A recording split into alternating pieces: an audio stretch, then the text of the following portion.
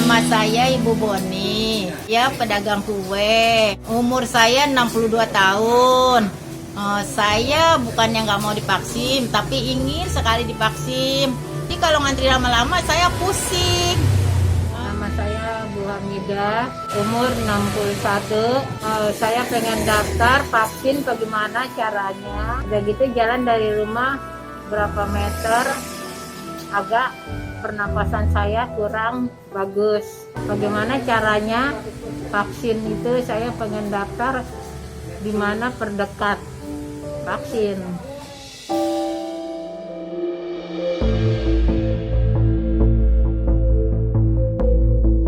Vaksinasi belum banyak menjangkau kelompok lansia, padahal kelompok usia 60 tahun ke atas ini merupakan kelompok rentan yang paling banyak meninggal karena COVID-19 di Indonesia.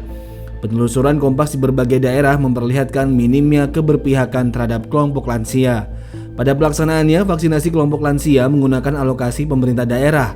Jatah Pemda pun tidak seutuhnya untuk lansia, melainkan masih dibagi untuk tenaga kesehatan, aparatur sipil negara, dan elemen warga lain.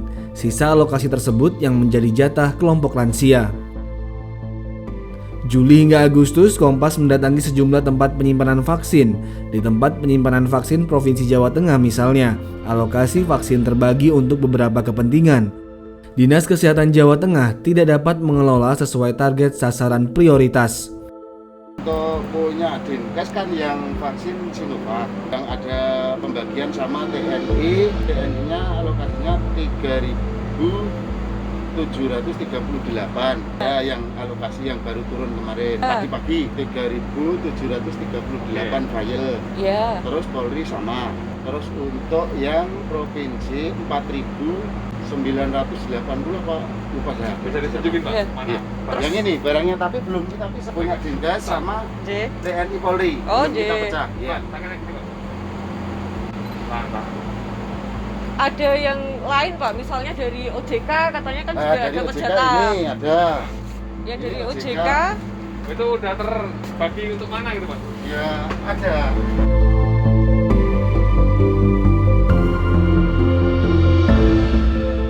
Dengan alokasi terbatas, Pemprov Jateng kesulitan mendongkrak sasaran kelompok rentan yang tidak hanya lansia, namun juga pasien dengan penyakit bawaan.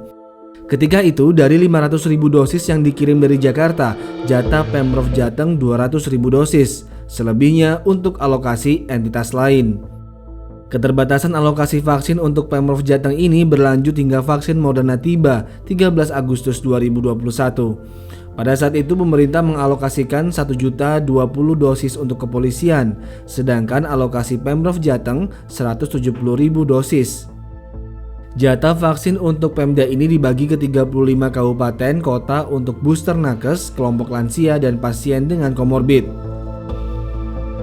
Kalau yang lewat Dinkes, itu yang menentukan kami, sama Pak Bu. Jadi misalkan ya Jawa Tengah dapat 20.000 minggu ini gitu ya. Itu yang menentukan dibagi kemana berapa itu kita. Nah, kami memakai indikator satu, jumlah sedikitnya penduduk, banyak sedikitnya penduduk, gitu ya.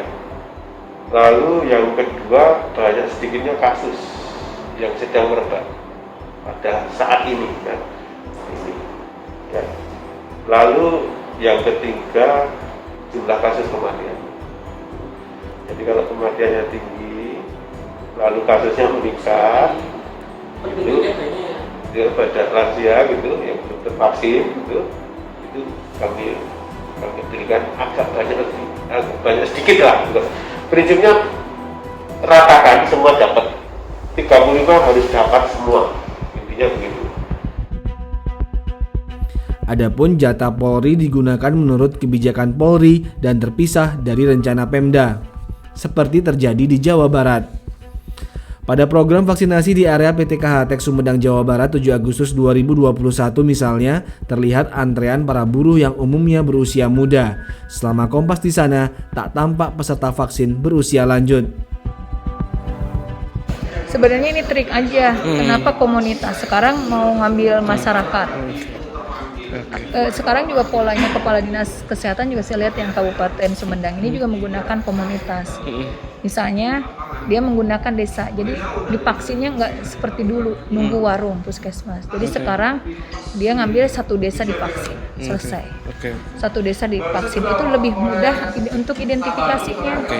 Nah sekarang kenapa ini kita mau ngambil buruh, mau ngambil misalnya komunitas yang lain, misalnya umat Muhammadiyah versus kita ke ormas ya, karena memang fungsi kita memang ke arah sana, ormas. Fungsi kita ke arah komunitasnya, komunitas ormas. Kalau fungsi ke masyarakat bukan fungsi kami sebenarnya. Fungsi apa coba? Dinas Kesehatan, Dinas Kesehatan Provinsi maupun Kabupaten Kota. Meski vaksinasi menjadikan buruh sebagai sasaran utama, Koordinator KSPI Jayadi menyebut kegiatan ini tetap terbuka untuk masyarakat umum. Hanya saja masyarakat umum harus melampirkan hasil tes cepat sebelum mendaftar.